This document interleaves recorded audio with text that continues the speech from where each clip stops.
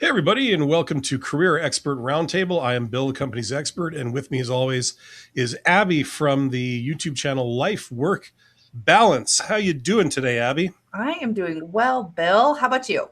Oh, pretty good, pretty good. It's sunny where I am. We just had daylight savings time, so Us it's too. sunnier than all hell. Yep. Yeah, but this is the live stream where we answer your questions. So if you are watching this live on my channel, or you're also watching it live on Abby's channel, and I believe Abby's Mhm. Twitch channel, Yep. wherever you are, you should see a chat box somewhere in the vicinity of the video feed. Get in the chat box. Let us know if you have any questions, anything to do with hiring, jobs, careers, networking, interviews, resumes, all that kind of stuff. That's what we're here to talk about. Abby is a recruiter. I am a former hiring manager. So between the two of us, we have some knowledge and some experience to help people out with this kind of stuff. Yeah, it's nice. Our experience kind of covers the big scope of what job search is from a, you know, very early application materials development process all the way to the hiring manager and hiring stage of the job search process. And we were talking earlier about, if there's anything kind of new with the job market, what people can expect. And Bill and I were discussing that not much really changes from the conversations that we tend to have with the people that we're working with. Yeah.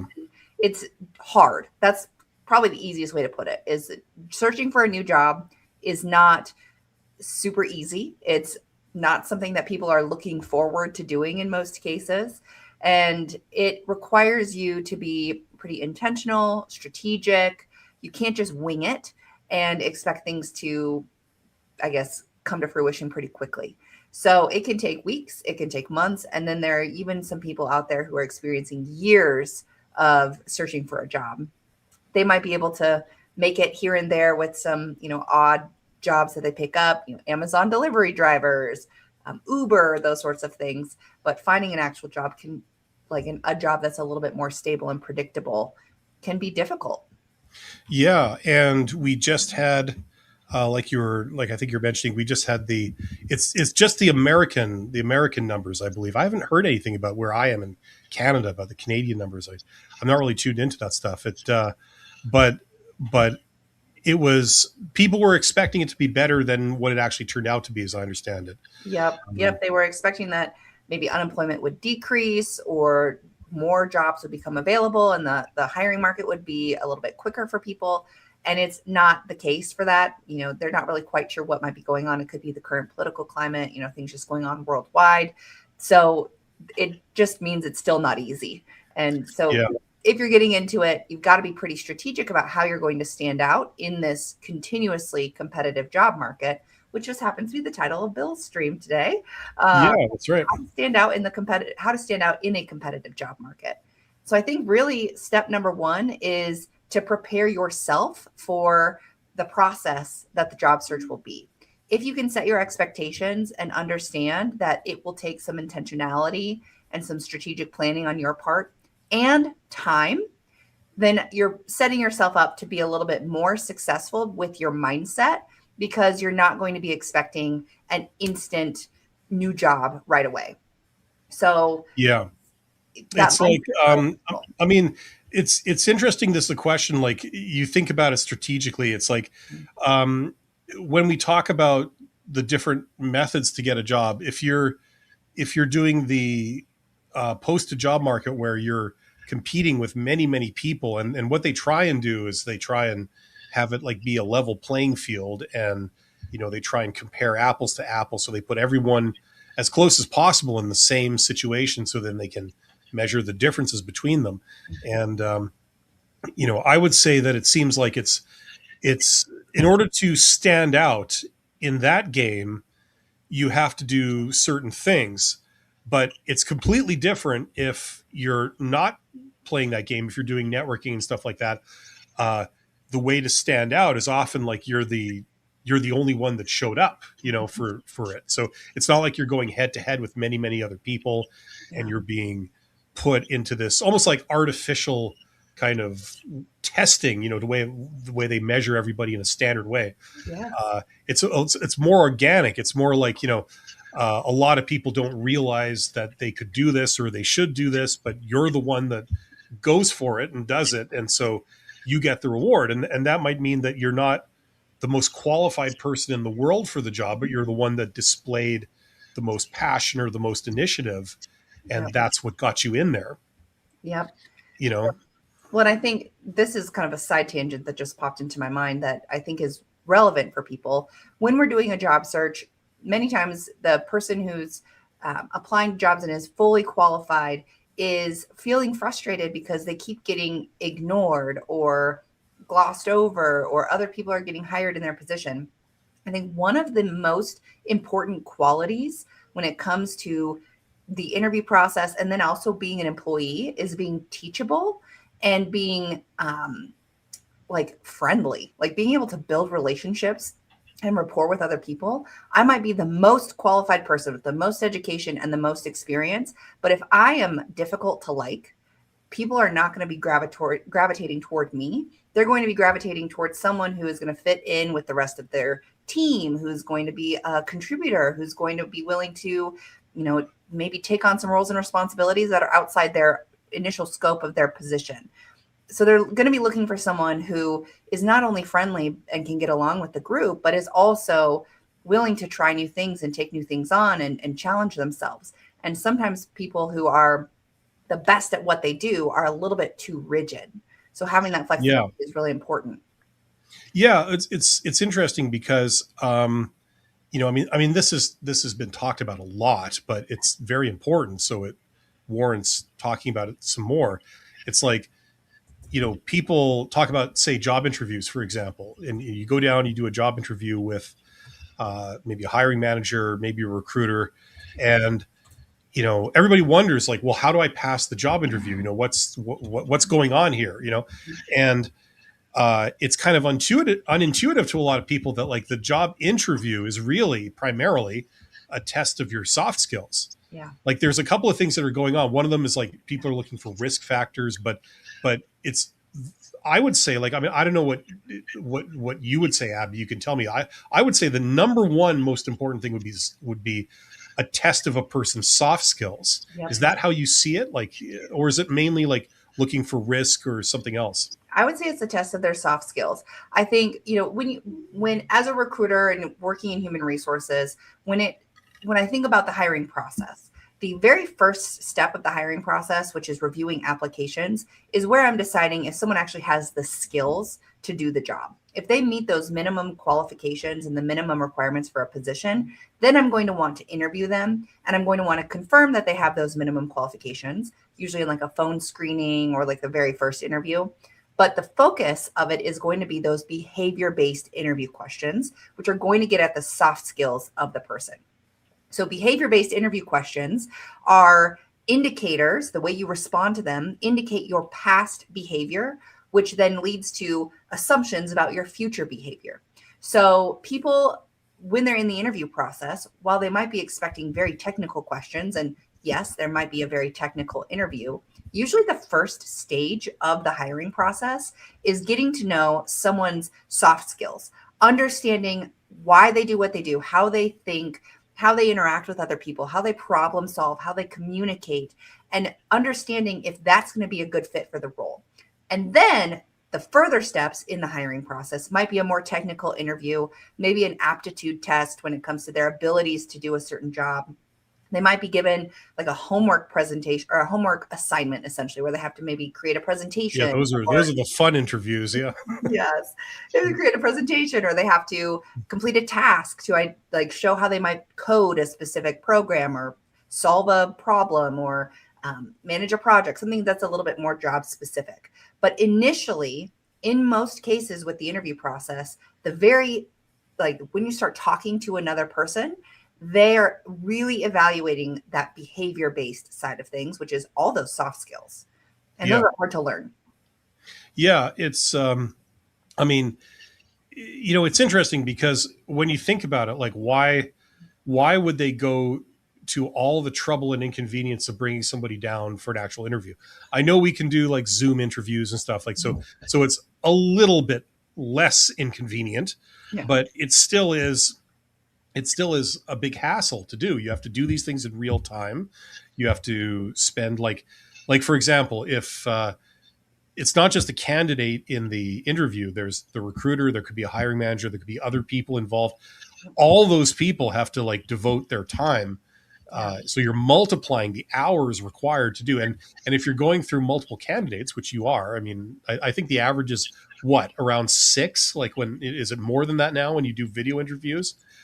Yeah. Yeah, more like, is it up to 10? Maybe not quite 10.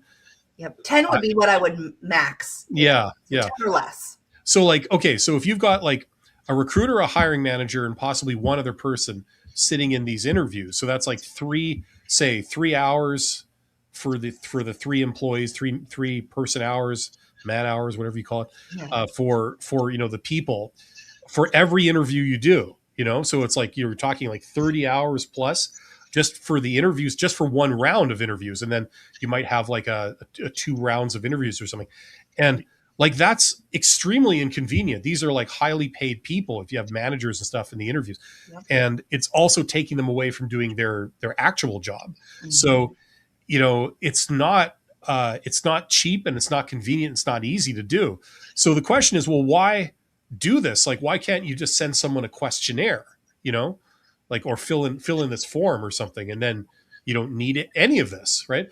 It's because they want to see who you are as a person. They want to see, like, what's it like interacting with you? Are you personable? Are you polite? Are you professional?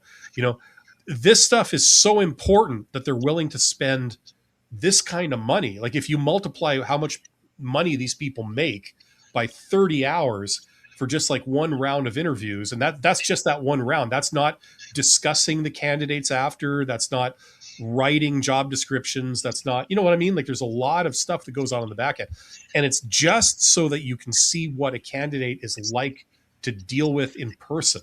Well, and let's think about why that's so important. If you think, let's just talk like thinking pre-COVID, when everyone was going into the office for the most part. Yeah. You as a worker, as an employee, would spend more time with the people at work than you would your own friends and family outside of work. Yeah. At minimum, if you're a full-time employee, you're spending 40 hours in the workplace plus the commute time to and from work. So you're spending more time with these people in the workplace than you are with your own friends and family. So you should like them. And that's a bonus for some people too. Yes. You should be able to get along with them. You should be able to have difficult conversations with them. You should be able to overcome problems and challenges with them. So if you have a new person come in who throws a wrench into something that's been working really well, that throws a lot of things off. That increases turnover, likely for the rest of the team. It decreases productivity. So the hiring team has a big responsibility of picking the right person for the job. Not just the person who can do the job, but the person who can do the job and fit in with the team and the organization. And this is why the interview process and the hiring process is so difficult, is because it's not black and white. It's not, you can do the job, yes or no. It's, can you do the job, yes or no? And can you do the people side of things? And people side of things is where it gets really tricky. Yeah. I mean, for like, we got 18 people here. It's like, for you guys watching this, I mean, have you ever worked in a place where they hired somebody and then that person that comes in, that new person that comes in, they succeed in driving away a lot of the talented people that are there, ruining the way the whole place works? I mean, speak up in the chat if you've seen that happen. That's not unheard of. You know what I mean? That's why it's very important to know what someone's like. I mean, the fact that they're qualified to do their job. I mean, okay, but you could be qualified to do your job, but you could be anathema to like a work group. You could, sometimes even there's some political stuff going on. The fact that they even hired a certain person is enough to drive people away, or for the boss to lose all credibility with their team. It's like, I've been here for 10 years and you just hired this person that's absolutely green to be at the same level as me. Like, I resent that.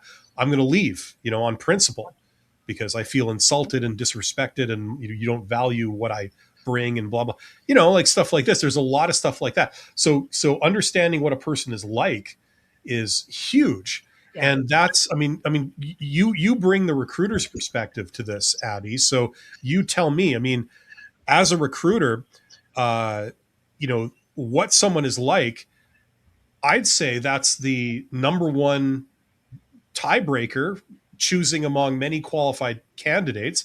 Yep. That's the thing that does it, Yep. What would you say to that?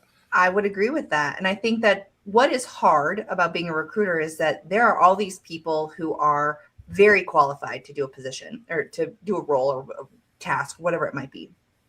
And the recruiter then has to make some decisions about who they're going to call for an interview.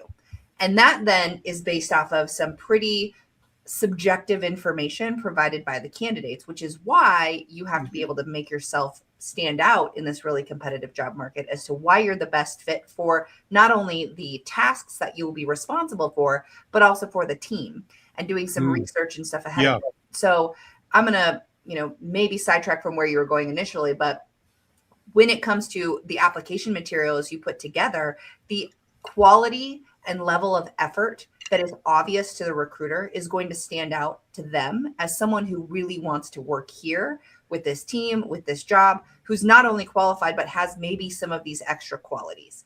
And so I, as a recruiter, will be paying attention to people's applications. And if they're putting in a lot of effort, seemingly, with their resume, with their cover letter, if they include a portfolio, if they include a video, if they do something that makes them stand out among the crowd of all the other qualified people, the chances of me giving their application a little bit more of a review and then calling them for a phone screening or scheduling them for a first round interview is likely higher than the person who's just doing the bare minimum to stand out among all the other people. Because these days, with remote work being an option, suddenly you are now increasing the candidate pool from the people who are just local to the organization to people who are maybe on the other side of the globe and have the exact same qualifications as someone who is maybe local, but could be a much better fit if they're willing to, come in and not necessarily come in, but be available during the same working hours and all of that.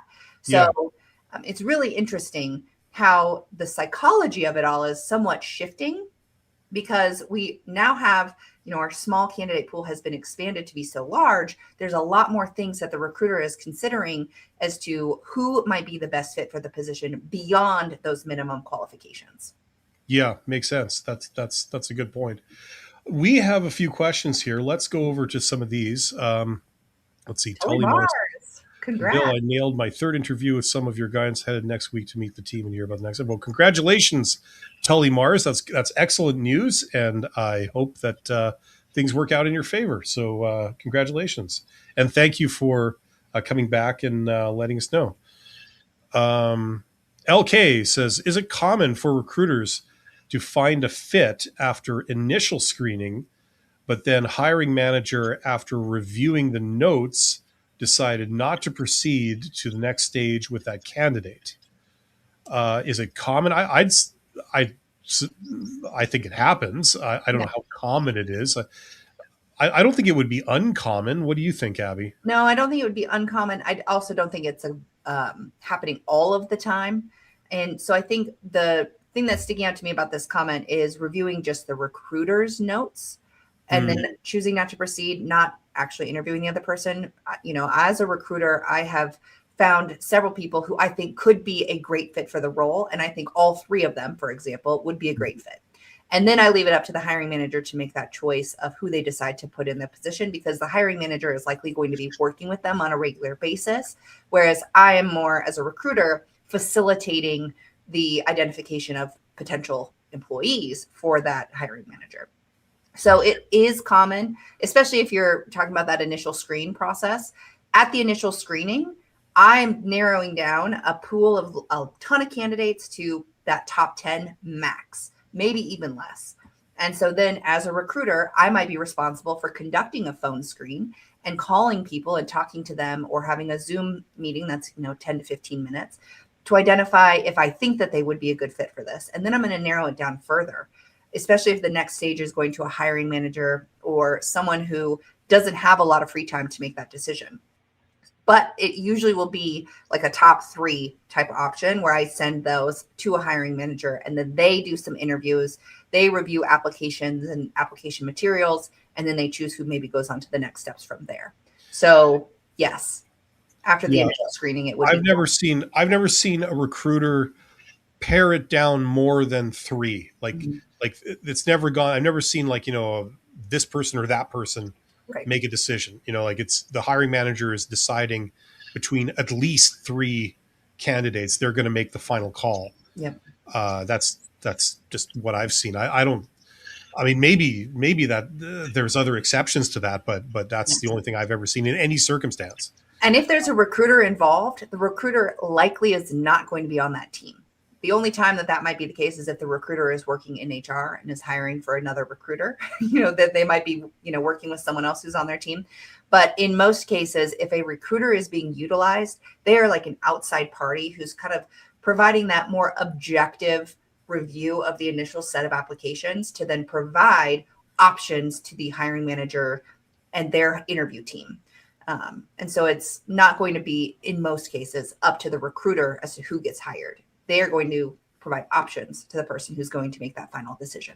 Who checks references? Like I've seen both. I've seen recruiters check references for early stage, and I've seen, like the hiring manager check references, obviously for the later stage.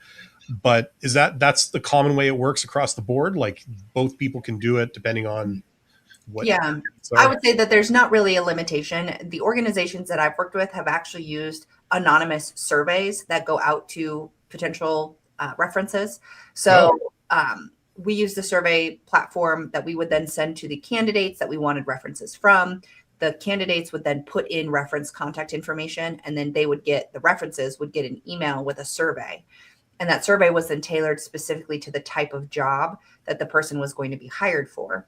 And then it would compile and kind of create a singular report for that specific candidate that included all of their references information. And it was a minimum of 5 references. Of those 5, I think 2 at minimum had to be previous managers, and then 2 or 3, something like that.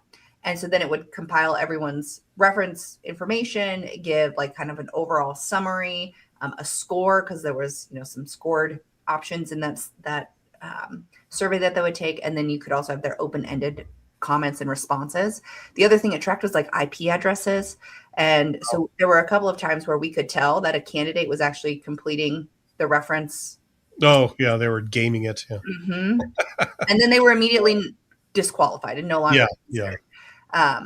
Even if if you're working at the same location, you have multiple people completing the reference from the same like work environment. Maybe it's my direct supervisor and someone that I work with.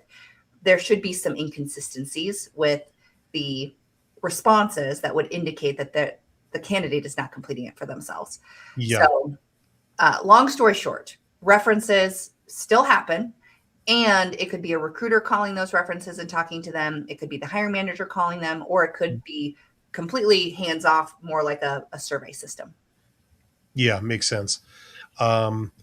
I have a response to that, but let's get to some of these questions here. So Susan says, what are your thoughts on older job applicants' soft skills?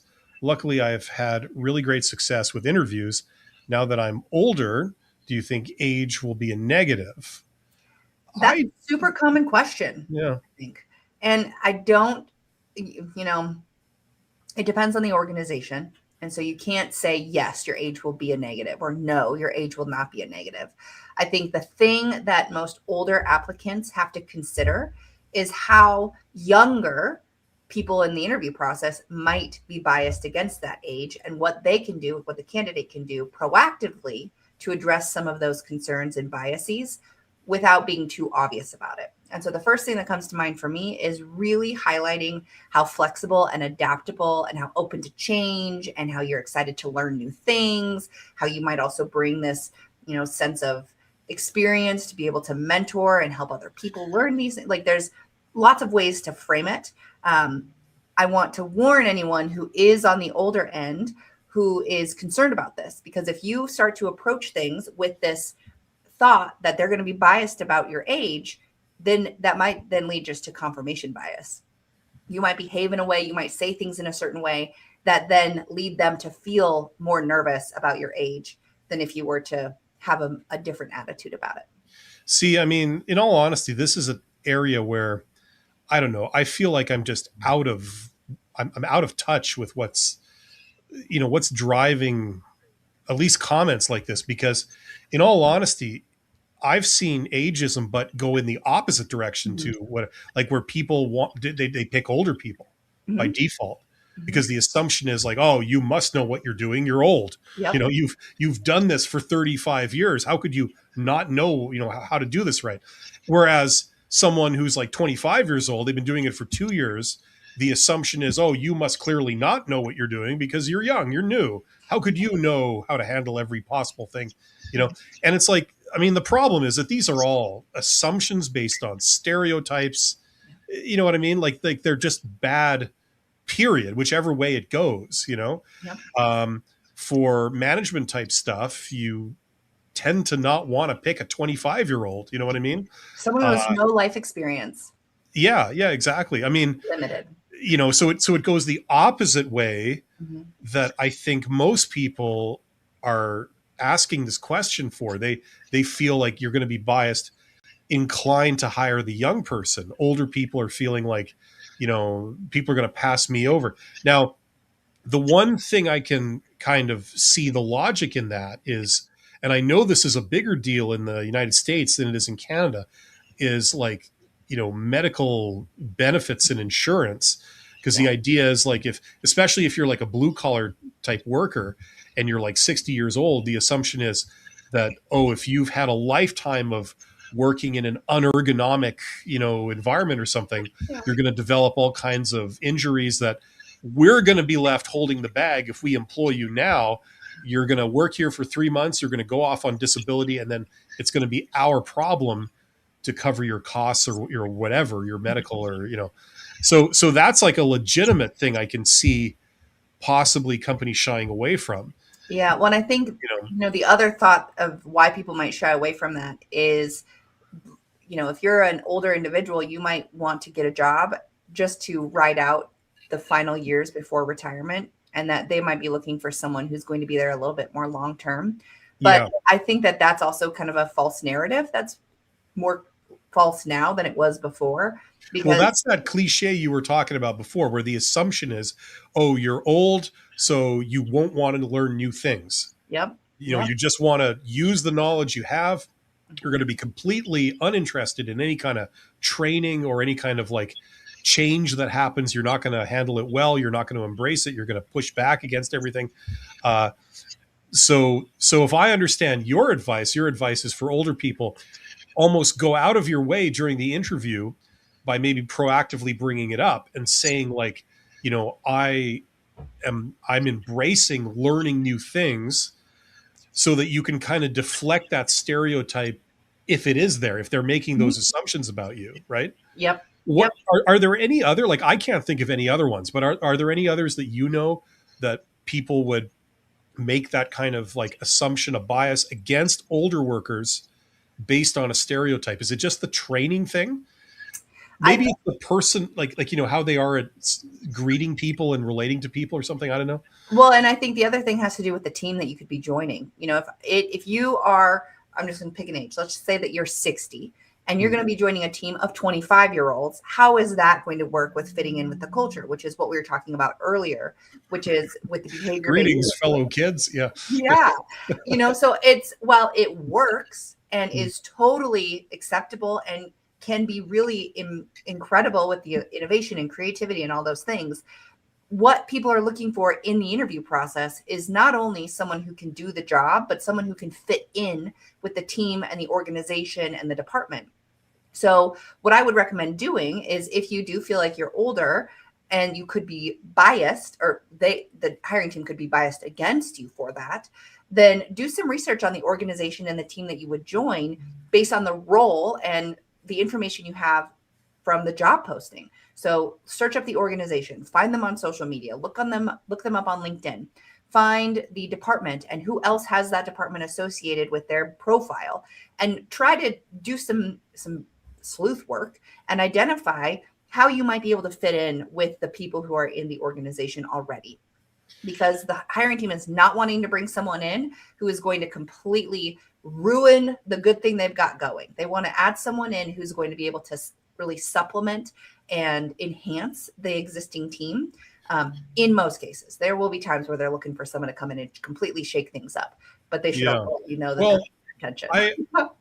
I just want to point out some of the hypocrisy in this modern discussion because, first of all, on one hand, everybody's talking about diversity and how we need to be diverse. Now, I have been a proponent of this for a very long time, but it's not in the sense that it's usually discussed. Yeah. I don't just believe in, like diversity of like, what does everybody discuss? Ethnicity, sexual orientation, age, like gender, all that kind of. I've been a proponent of diversity of backgrounds, diversity of skill sets, diversity. Some people they have more education and less experience. Other people have more experience and less education. Things like this. This is the stuff that doesn't get talked about, the diversity of skill sets. Right. And so everybody loves talking about this, like till the cows come home. They like to virtue signal this stuff all the time. And LinkedIn is full of this. But then we get to actual real issues like this. Like here we've got somebody, Susan, asking a very common question about like age bias, right? And the problem is the way that this is regarded, it's all regarded in the context of fit. That's as far as I can tell. Like we have to talk about fit. So if you have, like you suggested, you have a team of 25-year-olds, and now we're considering a 50-year-old to join the team. Yeah. Now, this whole concept of fit, it's a diametric opposition to diversity because it's saying like, well, you wouldn't fit in. You're too different. Therefore, we have to hire this homogenous kind of type of employee so that they fit in with everyone. And it's like what I'm confused about is that sometimes people will prioritize the diversity angle. Sometimes people will prioritize fit. Mm-hmm. And it just seems that has no logic, rhyme, or reason. I mean, maybe it's up to the culture of the company, but still it's like, as a concept, these two counteract each other, Absolutely. Well, and if you think about this as the problem, just to, simplify it a little bit, because it's multifaceted, there's a lot of things going on here. Yeah, it's very complex. The problem isn't actually with their interview process to hire for this role. If they're going to be saying, oh, we've got someone who's in their 50s or 60s joining a team of 25-year-olds. The problem was a long time ago when they built this team of just 25-year-olds and didn't incorporate the diversity earlier, because now they're really limiting the diversity of thought, the diversity of experience, and all of those things with this team, because now they're being limited by who they can hire because it's not going to fit in with the rest of the group. And so this is a huge conversation, and there's no solution when it comes to like us. Well, I wouldn't say there's no solution. I mean, first of all, I feel bad about the people that have asked their question because I do want to get to them, but I also want to pursue this, and I want to say this. I don't think that maybe in the moment, like in a job interview, it might be optimal in that moment to say, well, this issue is beyond me. I'm just here to fill this role. I have to look at the practical side of this, what's going to have the highest likelihood of working out. But from an organizational perspective, it's like you can't just say, well, it wasn't diverse in the past, therefore we can't ever change that now. Right. Like it just doesn't work. The other thing is that it's always harder getting different types of people to interoperate. Mm-hmm. You got a salesperson trying to operate with a engineer, like it's going to be challenging. They each have to learn several things to make that work. Yep. And I think that a lot of people, they from an organizational level, they shy away from that. They say, let's just do the easiest possible thing in the moment. Let's hire another uniform person and go against diversity.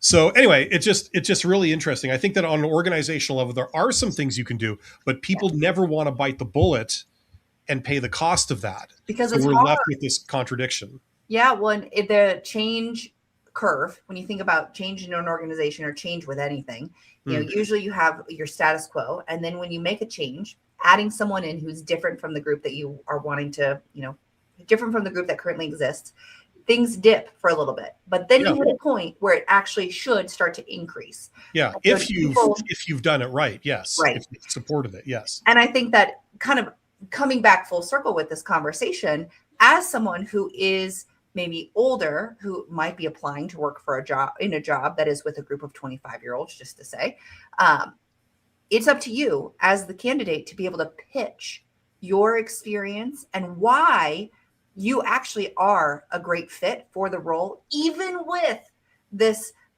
lack of diversity going on right now. What makes you unique to this group of potential 25-year-olds that you could be working with? Why should they pick you over another 25-year-old who has very homogenous experience and education as the other people in that team?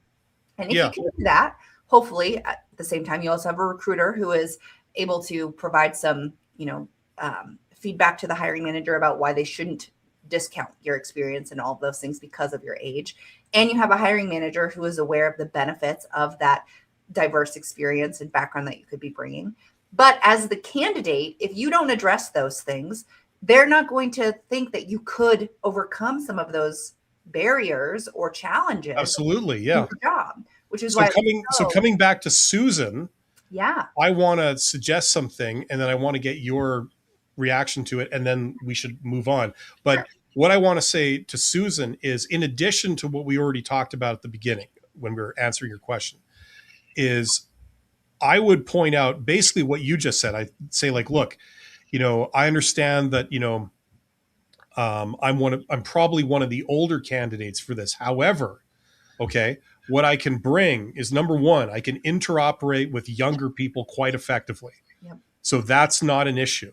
But then on top of that, I can bring a little bit of the benefits of diversity, having an older person in there with more experience. You already have a bunch of younger people, probably. They all can bring in that perspective. They can do work from that perspective. Great. I can bring this that adds a new flavor in to the team. So between the two of us, we can handle different situations. We come up with different ideas. We bring in more possibilities. It's just better to have a more diverse age range for the people in this role. Yep. Assuming that we can all operate together. And I make it a priority of mine to operate very well with people of all types, so that that's not going to be an issue with me, or something like that, and try and make an argument that way. And then that might be enough to persuade them and say, like, okay, this is a bit unconventional, but, I think it might be the right thing to do. I agree. There's not much I would change about that type of presentation and selling of yourself in this type of situation. And really, to stand out in this really competitive job market, you have to intentionally sell yourself during the job interview process. And in order to do that effectively, you have to do your research ahead of time on the job itself, the team that you could be working with, the people who would be managing you, the organization as a whole. Like, there's a lot of things that go into this. So winging it is just not an option to success. So if you are in any interview situation, but especially if you're in a position where you feel like there could be some bias for your age, your whatever status you might be, etc., you have to intentionally do that research ahead of time so that you can pitch yourself as the most qualified and best fit candidate. That's a good way of phrasing it, actually. Absolutely. Okay, let's get on with these questions. I'm sorry for delaying everybody here. Let's see. So Tully, if Tully is still here, Tully Marr says, are executive summaries recommended for a mid to senior level role? I believe yes, but it depends on what the form is. Are we talking about like a resume? That would be that section right at the very top. And I know you advocate for that, right, Abby? Like that. I actually don't like having that top section because I think your resume is really valuable real estate. The times that I think that it's acceptable to have an executive summary or a professional statement or whatever you might call it is if it is specifically tailored to the role or the type of work that you will be doing. If it is vague and generic, take it off. You can make it a little bit more personal on a cover letter, But if it Like just the is, professional summary, right? I think you like that. The idea of like pulling out the most relevant stuff yep, and putting it in that top section. So if you're talking about that, yep, great. And that will be customized to every job that you're doing. yep, yep. And so I think if you put in the effort to customize that to your applications, then it's fine to keep it. But if it is Okay. just a vague, generic summary or statement, you have to remember that people, when they're people, recruiters, when they're looking at a cover letter or a resume specifically for the very first time, they spend 6 seconds on it. So big chunks of text, 3 to 5 lines or more, they're probably going to skim or skip over completely. And that space on your resume would likely be used more effectively with other information, like work experience or specific, tangible, hard skills that you have certifications in, demonstrating that you meet the minimum and preferred qualifications rather than just this flowery, vague, generic statement. Yeah, and if I recall, now it's sort of coming back to me, the executive summary, that's like where, you kind of summarize yourself like, oh, I'm a, young executive looking for this. Mhm. Yeah, yeah, that kind of stuff. And the other thing is that they don't care about you. Yeah. Like, how can I put this delicately? They just don't care about you. Yeah. They don't care about your career goals, your ambitions, where you've come from. All the employer cares about is, do you have what we're looking for? We care about what we're looking for, and that's it. Right. That's the extent to which we care about you and your resume. Yes. So you give them what they care about, then they'll want to talk to you. It's just that Yeah. simple. Well, and I think Tully's comment continues into the next one, which says, I give a 30 to 60 to 90-day plan in my eyes. I realize they may have other things they want to work on, but I show my ideas. Some say it's overstepping. Now, I would not include that on a resume. I would not include that information on a resume, because your resume should be this high level overview of your past experience in education that make you a good fit for the role that you're applying to. That could be maybe a supplemental document. Maybe you say 30, 60, 90-day plan. I would not include something like this in my initial application. It might be something that I bring with me to an interview and ask them if they're interested in seeing that. At the same time, I might not even bring it to the first round interview. I might bring it to the last interview after I've had some time to learn about the organization and the role and what they're looking for, what they're wanting this person to achieve, so that they can actually see what it is that I kind of am expecting from the position. But from an initial standpoint, I wouldn't include a 30, 60, 90-day plan, especially if you haven't talked to someone in the organization yet. I agree. Like, Tully, this is a good thing that you're doing. It's a good thing that you're thinking like this, that you're willing to put the thought in and put the work in to do this. Uh, it shows some great qualities about you. So Mhm. I want to say that first, and then I want to say this. It's great that you've done it, but this is the wrong place for it. Yeah. Like, for example, when you greet someone and you say, hey, like, I think we might be able to work together, and then you talk to them for 2 hours, and then at the end you say, okay, well, I'll tell you what, based on what we've talked about, I'm going to go away, I'm going to make this plan like what we talked about, and I'm going to send it to you, right? That's how you end. Now imagine if you started that conversation by saying, hey, it's great to meet you, so I'm going to go away, I'm going to make a big massive report on like your company, and then I'm going to send it to you, and then I'm hoping that you can give me feedback on it. It's like, that would be inappropriate to start with, even though you say that exact same thing later on in the encounter, right? Yes. So Now, it's just the placement is wrong, but yes. the idea is good. Tully had a comment a little bit earlier saying that they nailed their third interview and that they're going to go meet the team and hear about next steps in the next week.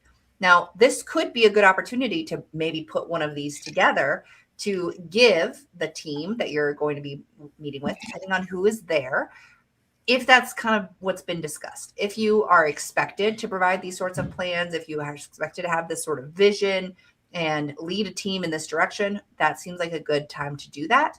But if it's in the initial kind of baby phase of this interview process, don't broach that subject yet. Yeah, it's tough to like give advice because I'm trying to think of like what I would think if somebody did that to me. If I was like, interviewing them for a job, and they were one of the candidates, and I talked to them a couple of times, and then they said, "Oh, I've prepared this plan, this like 30, 60, 90-day plan for you, or for either my involvement with you or for you to take this thing forward that you're working on. I'm trying to think how I would react. I'm thinking like I probably would not react well. I would not like it's not a negative, but it's like, well, Like, I thanks. didn't ask for that. I don't really need that. That's not really what I need from you. Mhm. So if anything, it kind of signals that we're not perfectly in tune as to what's going on Yeah. right now. I But think then again, withdrawal. if they blew me out of the water with their plan, I read it and it was like, whoa, this is actually really, really good. Then it could be a positive. So I mean that's what makes it so difficult to say should you do it or not. You know what I mean? Yeah. Well, and I think if they ask you this type of question during an interview, like, tell me about what you expect you would accomplish in the first 30, 60, 90 days, then I might give a high level overview and then follow up my interview with an email saying, here's a little bit more in depth thought process of what my Yeah. first 30, 60, 90 days would sound like. Doing it unprompted could be a little bit, I guess, overstepping, as some might have said to you in the past, Tully, because it's making a lot of assumptions about what Yeah. you are going to do and what they need without truly hearing what it is that they're expecting from you in this new role. Now, if you So are, go ahead. sorry, I didn't mean to cut you off. I think therefore what my kind of final recommendation is if you think that you've got something, of value here, Tully, that you think they're going to like it, it's gonna land well, then go for it and see how it does. I mean, it's impossible to predict this stuff without ever actually trying it, right? So try it, and if in future you're in the same position and you want to do this kind of thing again, try it. But after 2 or 3 times of doing this kind of thing, it never leads to anything, then I would say don't do this going forward. The results speak for themselves. It's a And good that's a lot try. of effort to put in to not get any, I guess, response or benefit from going through this type of thing. Yeah. If you put together a 30, 60, 90-day plan and you spend even an hour on it, 30 minutes, like that is time that you're not going to get back that you could have probably used to do something else. Yeah, it's a gamble, and the only way to know if it works for you is to try it. So if you feel you got something of value, go for it. But if you're kind of unsure, you're not sold on the idea yourself, I would say hold back, because it is quite a gamble. Mhm. We got Constantin says, hi, Bill and Abby. And they said that about half an hour ago. So hi, Constantin. Thank you for being here. Tully says, to the person talking about age, embrace your age. You have experience. You know what you are doing. Absolutely. But we're also talking about the way it's perceived to others, right? And that's something you don't always have control over. Yep. Constantin, I have an interview tomorrow with a hiring manager, third interview after 2 interviews with HR and engineering team. What to do? Oh, where do we start? Yes. Well, having an interview tomorrow, you don't have a lot of time to prepare, but you have enough to be able to get a good start. So what I would do is I would head over to an AI platform like ChatGPT or Grok and basically put that exact same information in there. I would copy your resume and the job posting and paste those into the prompt as well. And say, this interview is with the hiring manager. I guess it's the hiring manager. And then the first 2 interviews sound like it was HR as maybe the first interview, and the second interview was the engineering team. Describe some of the things that they talked about in the past interviews. Ask for ChatGPT or Grok or whatever platform you use to generate questions that are specific to a hiring manager, the person who would likely be your boss. Yeah. And maybe even ask it to analyze your resume compared to the job posting for blind spots or areas of concern for the hiring manager, and see if it comes up with any ideas. That way you can be prepared to address any of those concerns. And then you can also practice some of those interview questions. And I'm going to paste it in the chat. I think you'll be able to see it because it looks like you're watching this from my stream. But I actually have a video that is a mock interview video. And you could use that to try to give some responses to interview questions. It's very generic. It's not specific to engineering or anything like that, but it could be a good place to start. So I'll find that right now and I'll put that in the chat. Yeah, and then just keep in mind that the hiring manager, I think that the number one factor that they care about is likability. They've already put you through a couple of interviews. which presumably have confirmed that you have the technical chops to do the job. So I would suspect that in this situation, the hiring manager is just coming in with that assumption you could do the job. The question now is, are you the person that they would want to work with, or is somebody else the person they would prefer to work with? Yeah. So keep that in mind. Be very agreeable, very friendly, and then to a degree, maybe mirror the manager, like in terms of their personality and, like how outgoing they are and stuff like this. I mean, that's kind of like, I mean, I don't know if you would recommend that, Abby. It's kind of a general rule. Mm-hmm. Like when you're meeting someone for the first time and you want to get along with them and have them have an instant rapport, you would, you wouldn't necessarily mirror everything they do, but you would like be tuned into that. Yeah. You're wanting to them to like you, so you would want to be like them to a degree, if you can. Yep. Right. Yeah, that is a psychological technique, is mirroring the other person to kind of meet them where they're at. If I am interacting with someone who is really smiley and bubbly and has a lot of hand motion, cracking jokes, big sort of, green light to also maybe up my movement and my smiling, and maybe be a little bit more like, not cracking jokes necessarily, but being a little bit more not like constrained and held back. If the interviewer is very like no affect on their, no emotion showing on their face, they're very stone-faced, like a straight to business. Yep, they're following their procedure on their paper in front of them, then you might be a little bit more restrained. Straight to business, like an accountant. That's right. Yeah, all those like accounting jokes that we've heard of and love, right? Uh-huh. No, you've got to do the one-upsmanship when it comes to the jokes there. They crack some really loud joke. You've got to like outdo them, right? Until it escalates into a scene, right? That's how you know you've made an impression. Yep. Post it on YouTube so we can watch it. There you go. That's right. Gives everyone a good laugh. Josera, if I'm saying that right. I'm sure I'm not, but that's okay. It's actually Jose Ramos, I think. Okay. Well, I was almost there. Okay.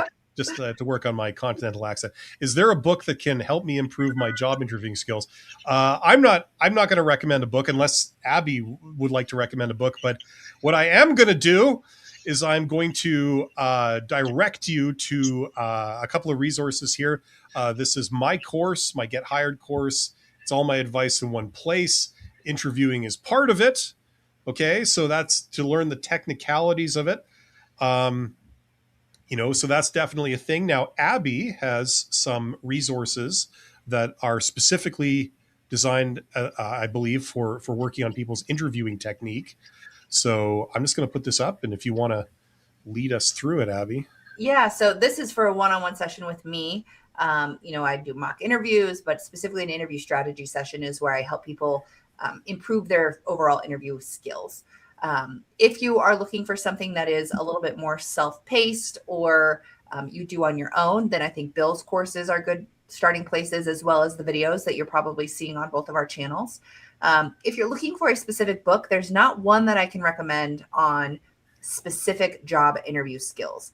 I do have a couple of book recommendations. I'll put it in the chat to Amazon, where you can buy the books for yourself. But really, if you are preparing for an upcoming interview, an interview strategy session can be really beneficial, because we go over what types of things you can expect from the interview. And then we can even dive into certain questions that could come up, or your answers to specific questions that you expect to come up. And most people, after a single session, feel like their confidence has increased and they feel a lot more prepared for that interview, and they know what to do between the end of our session to when their interview starts to really set themselves up for success. Yeah, and you have a lot of resources like for this kind of thing. Like, for example, Abby can sort of give you her reaction to this, but I would say that preparing for job interviews, it's kind of a two-phase or two-step process. The first phase is something you do yourself. You learn what the common job interview questions are. You learn what the answers are, and you figure out what your answers are going to be for all these common questions. Same with behavioral questions, another type of question. There are like a million of those, literally. So you figure out what your answers are going to be for those, right? And then phase two which is something that a lot of people skip to their detriment, is where you work with somebody else. Now, the poor person's version of that is to grab a friend or a family member. And the more professional person's version of it is to hire a career coach. I'm not a career coach. Abby is a career coach. And the purpose of this is to actually learn by practice. Practice makes perfect. So you're going to do mock interviews. You're going to do pretend interviews with the other person, right? And you do these over and over and over again. And, after you've done like 40 of these, maybe 3 or 4 a day for about 10 days, you won't have a problem with the vast majority of what you're going to do in an interview, because you know all the questions backwards and forwards. You've heard them all. You've had so much practice in saying your answers and dealing with, what the interviewer says. You've also been desensitized a little bit to the awkwardness of being put on the spot and being asked these pointed questions. So you learn by doing. Practice makes perfect. And so you've got a lot of resources, between courses and practice and career coaches and other things, videos. There's a lot of things to help you out there. Find something that works for your way of learning. And most people just stick to that kind of first phase of the job search, or interview prep process, which is going at it by themselves. But you really can elevate your interview strategy as well as your job search success by involving other people. Ideally, someone who doesn't know you as well, who can provide you with very objective, actionable feedback. That likely is someone like me, an interview coach, or someone who, is at a local workforce center or at your local library who you can coordinate with. Someone who doesn't know you and isn't really worried about hurting your feelings, or has like background knowledge about who you are and what you do and why. Because that's what an interviewer is. An interviewer is likely someone you've never met before and you've never talked about, who's going to be making some judgments and assumptions about you when it comes to your responses to those types of questions and your overall engagement with them during this process. So absolutely. That's a great point, because you're getting 2 things out of doing the mock interview. One is it's practice for you, which I mentioned, but Abby is absolutely correct. That's the second thing. If you're working with a professional, like an interview coach or career coach, you have the added advantage that they can give you that feedback, and they can give you an honest appraisal of what first impression you're giving off. That's the thing. We're all like, the vast majority of people are wonderful. Once you get to know them, they're very personable, and you know their quirks. But that doesn't mean that everybody makes an amazing first impression the first time you meet them. You know what I'm saying? And the goal of job interviews is to make that amazing first impression. So they only see you once, but in that one interview, they go away thinking, wow, that person's clearly awesome. Yes. So. Well, and I have a mock interview that's coming to mind for me with a client who, I used to work in training and development, and this person was trying to get a job in training and development. So I was a little biased with knowing what that type of industry was. And at the same time, I was able to give them pretty specific feedback about their body language during our mock interview and their response to these interview questions. They weren't necessarily responding exactly how I might respond. So because I was in the industry, I had a little bit of that bias there, but it was saying, if you're wanting to get into this industry, people are going to be wanting to make eye contact with you while they're communicating with you. All of my mock interviews are done virtually via Zoom, and I record them so that the person who is doing the mock interview with me can go back and rewatch it, and they can listen to their responses. They can also then observe their own body language in this mock interview.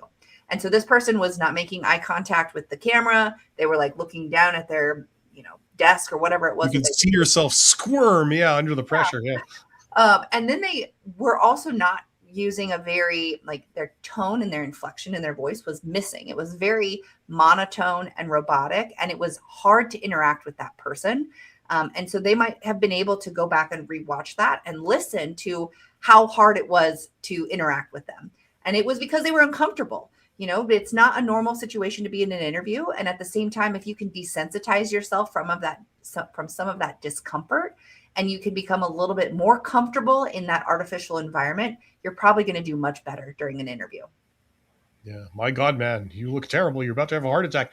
Well, the thing is, like, nobody is instantly good at things like job interviews. It's a fallacy. I don't care who you are. Nobody's like instantly amazing. It takes practice, like anything else in life. You practice things enough, you end up kicking ass. It's just that simple. So this is a skill like any other. The more of them you do, the better you will get. You know what I mean? So that's kind of the name of the game. Yep. Puneet says they are harassing me again. They have given me so much to what? Okay, I have no idea what this means. I have no idea either. So Puneet, if you can clarify, we'll look for your comment in the chat a little bit later. If you could clarify your gibberish, please, that would really help. Susan says something very gracious. You're welcome, Susan. Susan says, luckily, my number one skill is selling myself in an interview. Just haven't done it at this age. Thanks for the pep talk. I feel more prepared for you.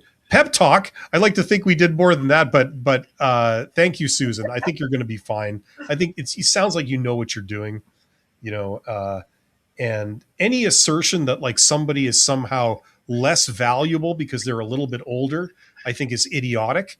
I've had issues with some of the things that I've heard recruiters say to me, like to my face when I was younger, things like, oh, if you don't use it, you'll lose it. And, like things like this. And it's like, are you kidding me? That clearly isn't true by the fact that the people running things are usually older people. You've got 30 plus years experience.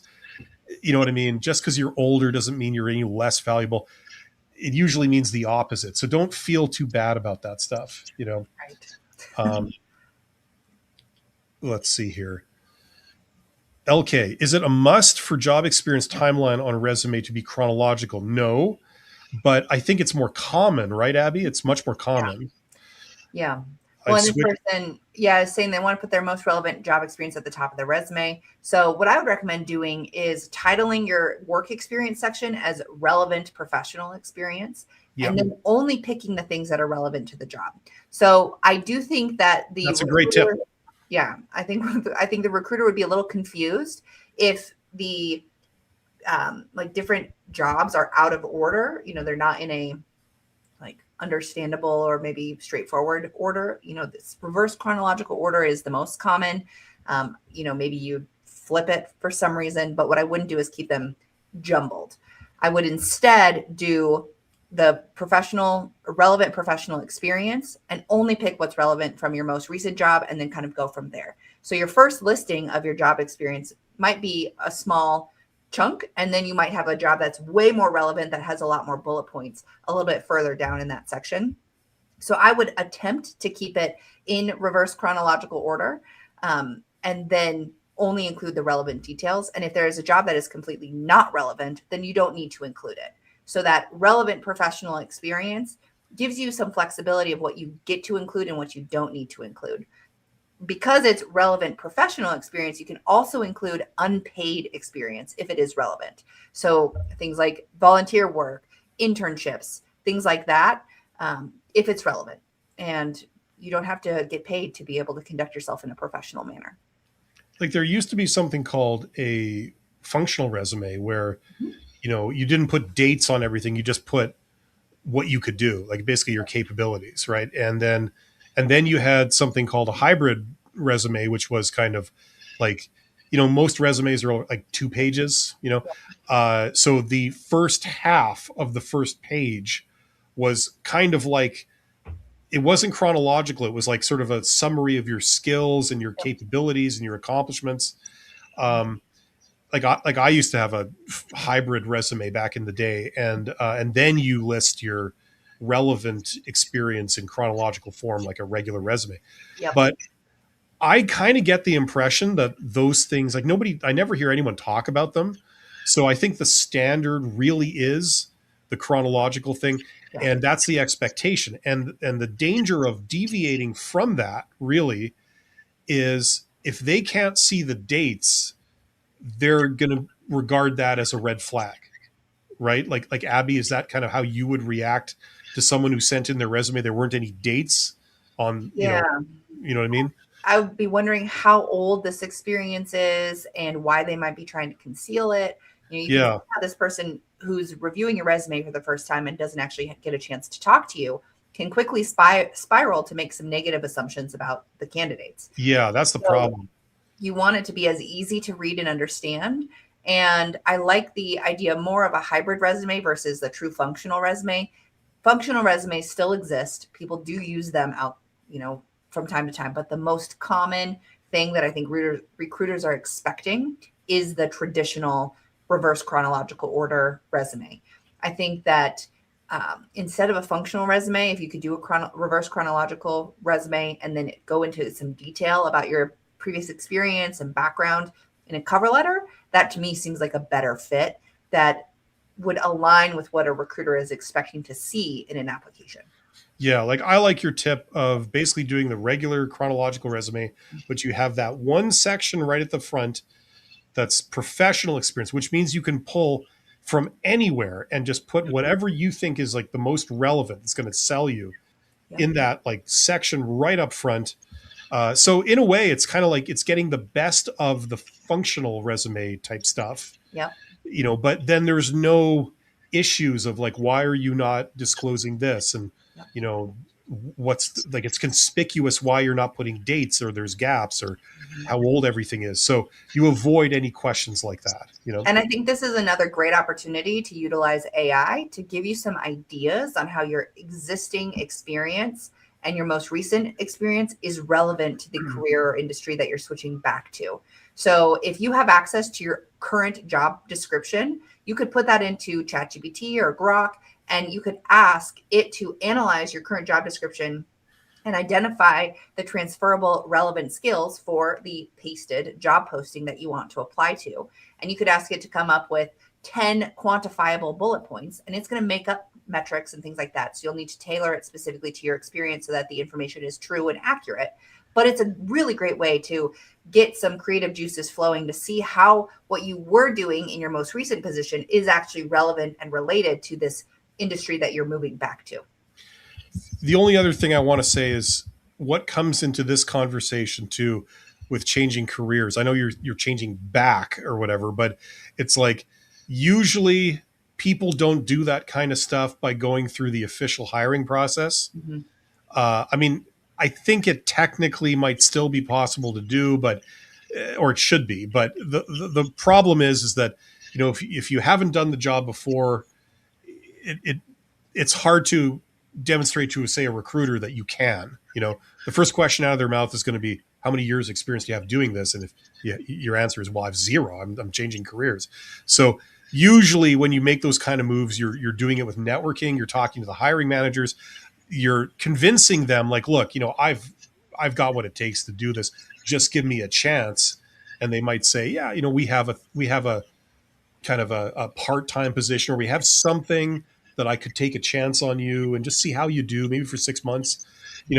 That's a frequent way people end up truly changing careers is by that mechanism. So just keep that in mind, because it presents some real challenges when you say, I have 0 years experience doing this because I'm changing careers. Yeah. And in reality, that's where your transferable skills actually come in. Yes. While you may have 0 years of experience in this specific job title. Yeah. Probably have a lot of experience doing the tasks and the responsibilities and the things that are required day to day in this position. Yeah. Well, the reality is you can do the job. So yes, you have the skills. There are transferable skills, but I've always felt that in practice, it still is a leap of faith, for people to say, well, you have the transferable skills, but then again, you've never done it. And if we were to recommend you and turns out you're terrible and we have to let you go, it's a reflection on me for, like you should have seen it from the person's resume. They never were in the role, So, I mean, I know it does happen, and it happens in more forward thinking, more innovative environments, where they don't stand on ceremony with a lot of that stuff. But I guess you see, I'm in a city that's very conservative across all industries. They're very conservative, and so this would be more of a showstopper in the environment that I just personally happen to be in. And I know some people out there are in those types of environment. Yeah. If you're in like a major city and you're in an industry that's extremely competitive and the employers are very innovative, they're using like very innovative thinking, they're always like trying new things, and they're trying to outmaneuver their competitors, and and they think like that. That's when they're going to be able to take chances on employees by thinking of like transferable skills and stuff like this. I would suspect, Abby. I don't know if that's what you see. Yeah, So it does vary. it does. Anyway, I need to dial it down. Okay. That's okay. We get passionate about these things, okay? Yes, that's right. You have to fly into a blinding rage.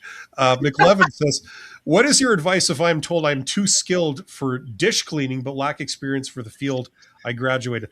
I'm sorry, you're unemployable. You're too qualified to be somebody washing dishes, but you're unproven as a lawyer. So there just isn't any place for you. That is like a real gap.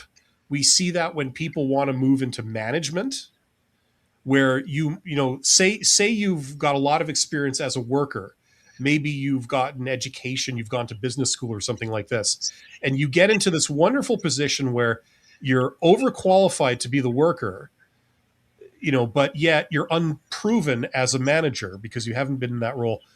That's a very real thing. I don't know if it has a name, that gap. Yeah, I don't know either. But I You know, think that, if you are told that you're too skilled for washing dishes, but you lack the experience in the field that you graduated in, you've got to find a way to bridge that gap.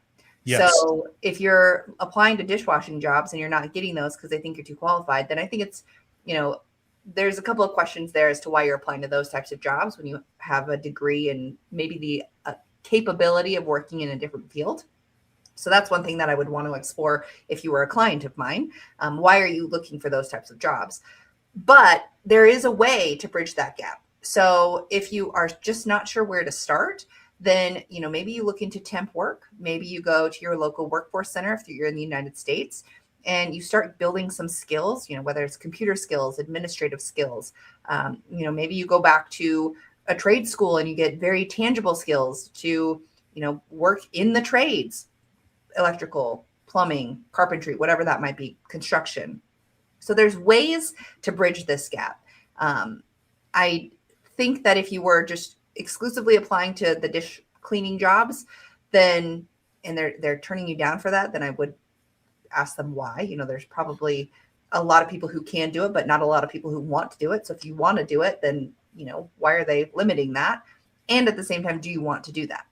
If the answer is no, and you're going to be moving on pretty quickly, then why waste your time interviewing for dish cleaning jobs and trying to work there when you're going to move on to something different in the future, especially when there's not like a bridge from dish cleaning to whatever a degree you got. Yeah. See, I used to know this. There was 3 standard options, and I can only remember 2. I can't remember what the third one was. It was probably the most useful one. But one option was you get employed in a small company because they're not quite as picky about your experience as maybe a large corporate thing, right?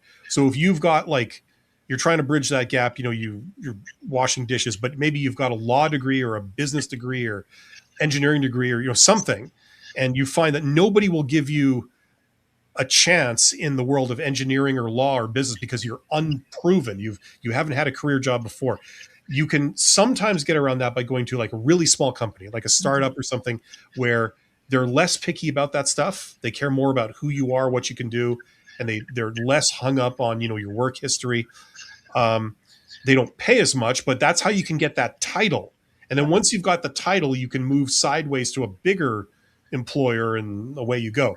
The second option is to work as a lead hand, or whatever you call it. It's like the unofficial manager position, where it's like you're still technically a worker, you're a jumped up worker, but you're really doing the job of a manager. You're supervising people, and you're making schedules, and you're trying to meet goals, and like things like this. You're essentially unofficially a manager.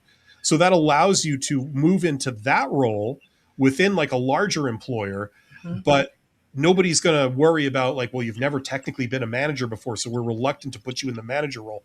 This allows you to de facto be doing it, and then you can move from there into a manager role, especially within the same organization, because like what Abby said, you've demonstrated all the skills necessary to be the manager, so that they are more inclined to give you a chance by officially changing your position. So those are the two of the three. I can't remember what the hell the third one was, but there was a third standard way of bridging that gap. I need to go look that up. But anyway, you could maybe look that up. Go to ChatGPT and like say, this is my problem. I understand this is a well-known problem. There's an employment gap where you're too qualified for this, but yet you're unproven in this. So how do you go from this to that and bridge that gap? Maybe it can give you the other options there. I know there's at least one big one. Yeah. Anyway.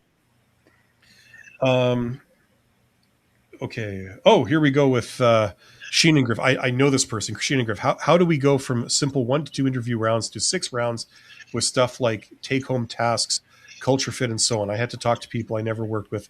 When looking back, well, that's like saying, well, why did the HR industry evolve from the 1970s to what we have today? And it's like about 5 steps forward, possibly 4 or 5 back. I'm not sure.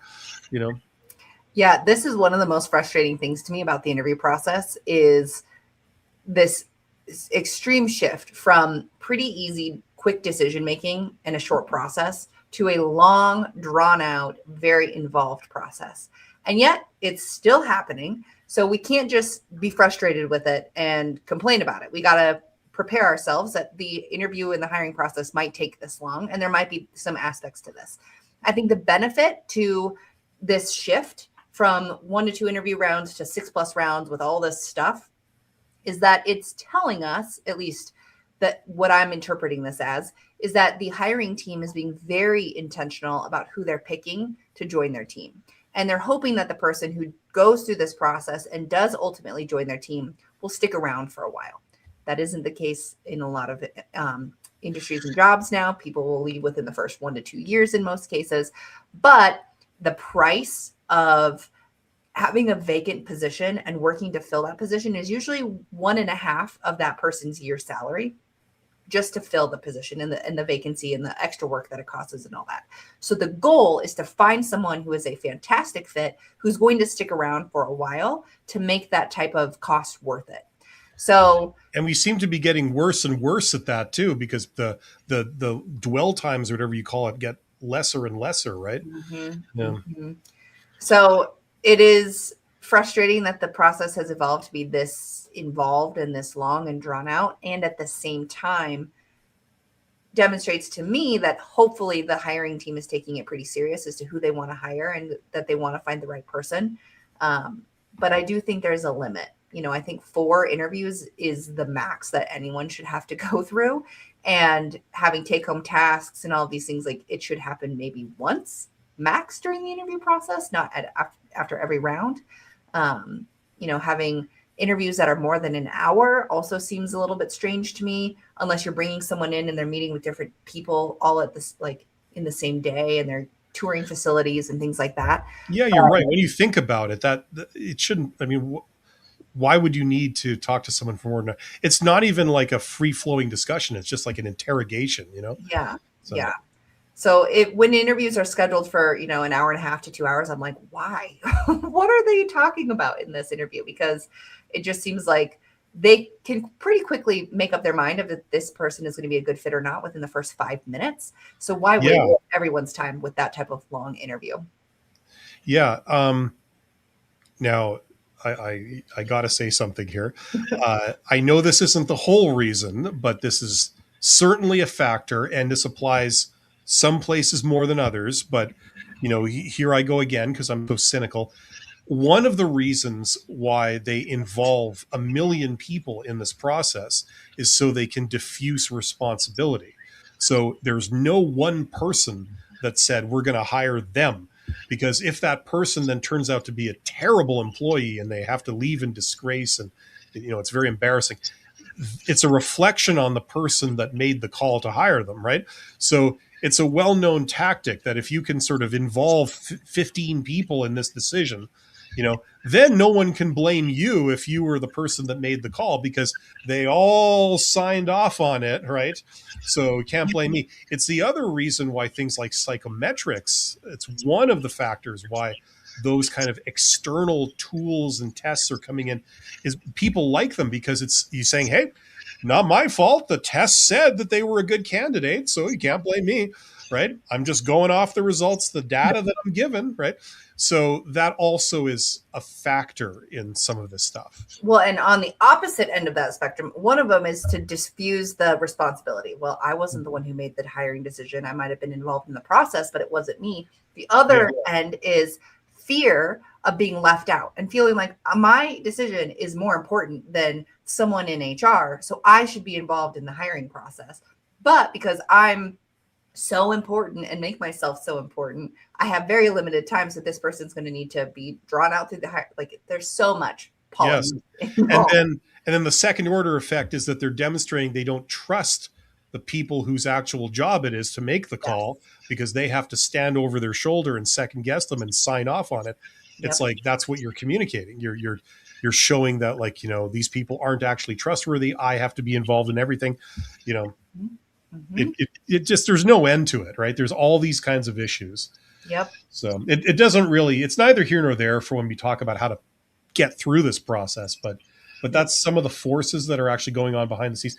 That's why you get things like fake jobs. You get things like totally confusing outcomes where they interview you 6 times and then ghost you, like things like this. There's a lot of that stuff going on the back end, especially in larger organizations. Yep. That's what contributes to it. Yep.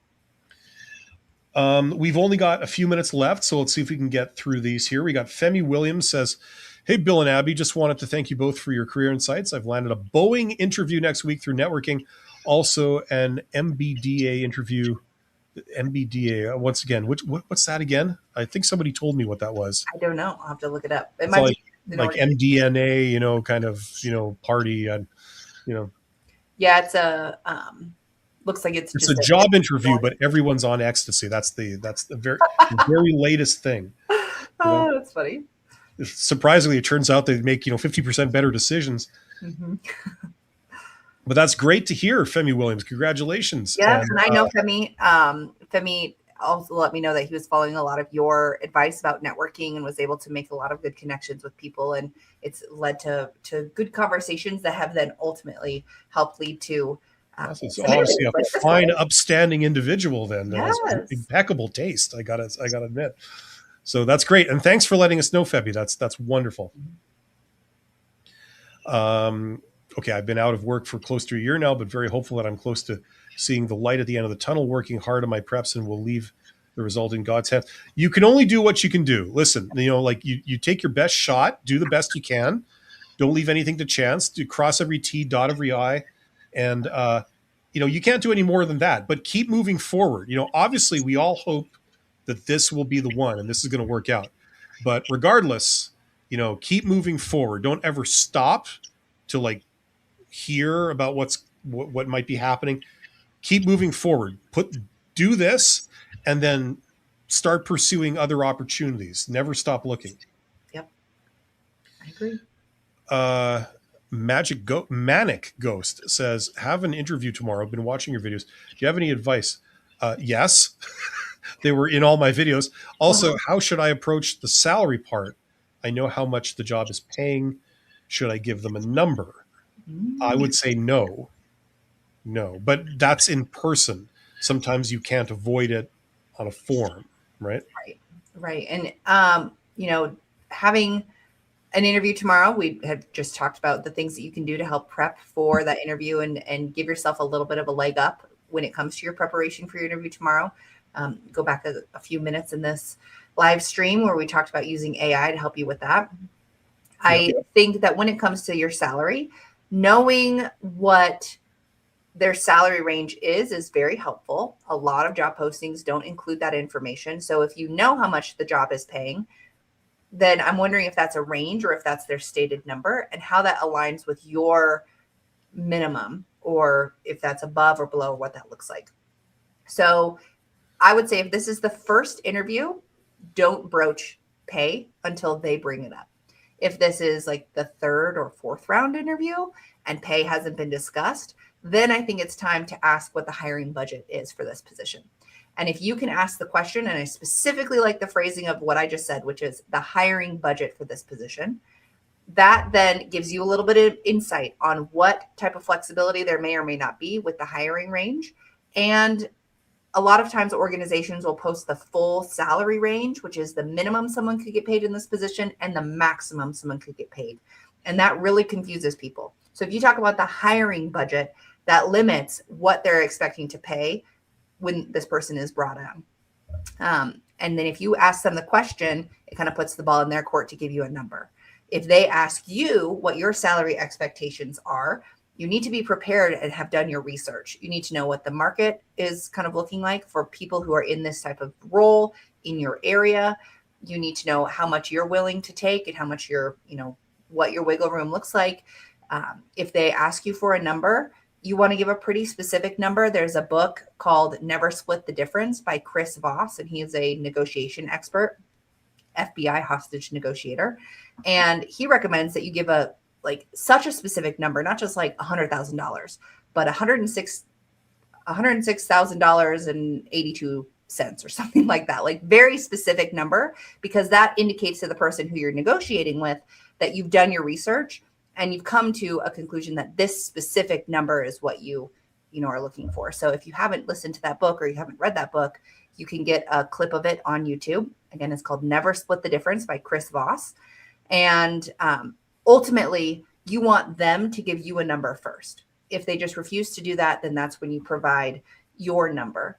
And you don't want it to be the minimum you would accept. You probably want it to be higher than what you would accept so that you can have some negotiating room. We're going to need $106,085, or we snuff the mayor. That's the bottom line. So he would know all about that. He's probably been in that exact situation before. That's good. Listen, Abby's got a lot of videos on her channel. Some of them addressed salary question. I've got a lot of videos on my channel. I've got a ton of them talking about salary. So between the two of us, there's a lot of stuff there. So go deeper as you need to. Femi Williams says, would it be fine if I took a copy of my CV to the interview and wrote down on it questions I intend to ask during the interview so I don't forget? Absolutely. Or should I just have those questions in mind only? No, bring stuff. I would recommend that. I do too. Yeah. If you have like a Padfolio, a leather bound folder essentially, where you can have a lined piece of paper where you can write some notes to jog your memory if you forget something, or write down the questions you want to ask at the end of your interview. Have that prepared. Have that prepared. And then also, so it sounds like you were wondering if you should take a copy of your CV and write down the questions on it. What I would do instead is bring a copy of your CV for the number of people that you anticipate being in the interview and see if they would like a copy in person. Give them copies of your resume and then have your own copy that could potentially have questions written down on it if you don't have a Padfolio. Another good thing is to have like business cards or just something to bring. But I think having notes that you can review and that you can look at shows that you did your preparation, that you are enthusiastic and excited about the position. And I always equate it to, if you were hired into this position and you are responsible for managing a meeting and you showed up with no notes, nothing, no agenda, they would probably be a little concerned about your management of that meeting. If you're in a meeting and you are expected to take something away from that meeting, you have tasks, you have deadlines, things like that, and you don't write anything down, they're going to be concerned that you're going to forget what you're supposed to do. You showed up with nothing, at least, and you forgot to wear pants. Oh, yes. But having notes and taking notes, having notes prepared and also taking notes during the interview just demonstrates your professionalism and your competency and your preparedness for the interview. Yeah, like I'm not sure if it's possible to do this or people would want to do this, but like it's good to have like Abby said, like a Padfolio. What I used to use kind of unprofessionally was like a pad of like Post-it notes, kind of like this. Yeah. And what I would do is when someone's asking me questions, I'd have a pen in my hand and I'd have a post-it note kind of stuck to the table. And I just, if they're asking me like a multi-part question, I would write down not the whole question as they're asking, but just like, okay, you're asking about this first thing, and then that second thing, and then this, in this context, or something like that. So that when I'm answering, because sometimes it's kind of nerve wracking, you got all these people like staring at you or whatever. So I glance down to what I wrote on the page. It's like, okay, I got to tie it to this. I got to address the second part of the question, talk about that context. It prevents you from, getting sidetracked or whatever, or forgetting what the question was. Yep. So it's good to have that. So when they're asking you questions, which is the majority of the interview, I'd recommend people do your own version of that, something that works for you. If that's why it's great to have like a pen or pencil and paper. I know it's old school, but like as long as you're not like answering questions by staring down at your resume or your papers or something, it's not an issue. For most people, it's going to be perfectly fine. And I recommend the same thing. Bring something to write notes down for the exact reason that you mentioned, Bill. Like if they have a multi-question question, you want to write down the different pieces of that question so you can answer it in full. And again, people are like, well, what if I'm not allowed to do that? Or what if they think poorly of me because I do that? Put yourself in the position, the actual role that you're interviewing for. And if you were to go to a meeting with your boss and you were to just show up and sit there with your arms crossed and just like spitball with them, but then walk away with nothing, like that's kind of the expectation is probably that you're going to be tracking those details, that you have deadlines, you're going to make a follow-up or something's going to happen to demonstrate that you are paying attention and that you are not going to let anything fall through the cracks. And taking notes during that meeting would be a way to do that. So it's demonstrating something that you would be doing in the actual role in the interview to prove your competency and professionalism. Yeah, get the little attaché case, the leather attaché case, black, glossy.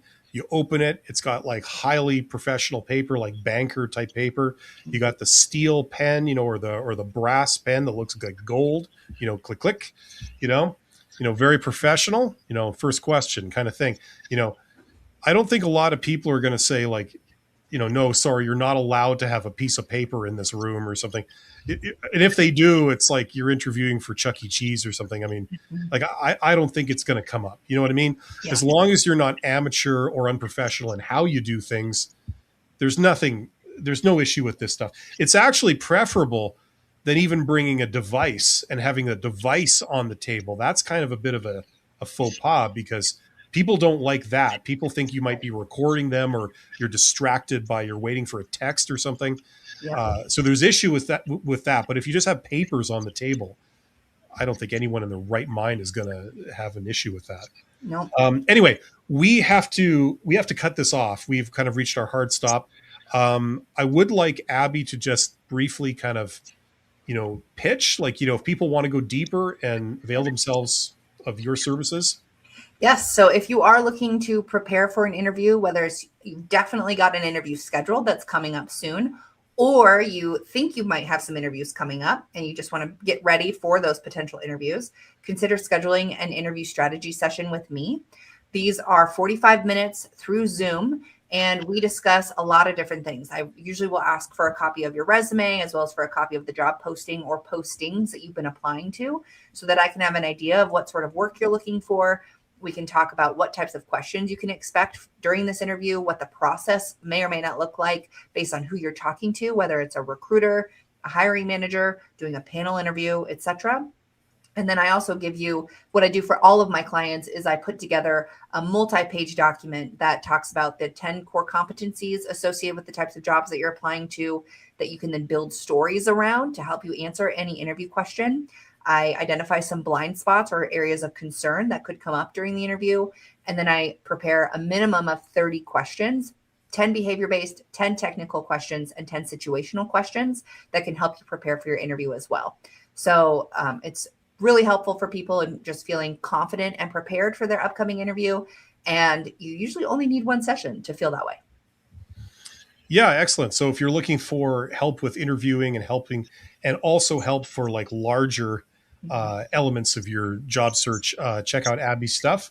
If you're watching this from her channel, You obviously can get to that stuff. If you're watching it from my channel, there is a link in the description box under this live stream that has a link to her channel, so you can check that out.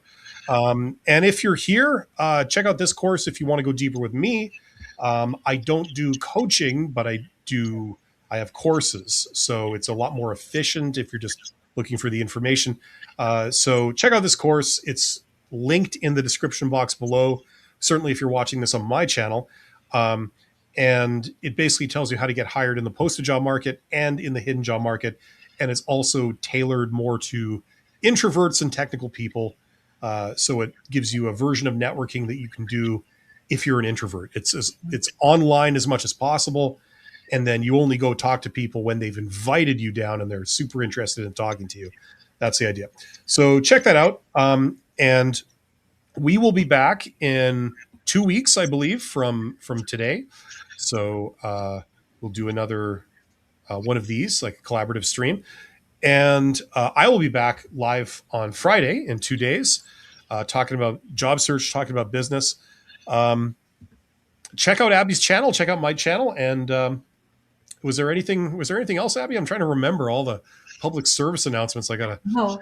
I think that if you're watching this from my channel and you're interested in looking into Bill's courses that he has available, they're great resources because they're self-paced and you can go back and you can re-access the information once you've gone through the course. So I've got his channel linked in my description box below as well. So please check out his channel if you haven't already. We kind of are in the same space. So I imagine that you're here because you have watched some of Bill's videos and some of my videos. So it's great resources all around. Absolutely. Special thanks to Femi Williams, we got LK McLovin, Susan, Constantin, Tully Mars, everybody who participated. You guys are awesome. We wish you the best, and we will see you soon. Take care. Bye, everyone.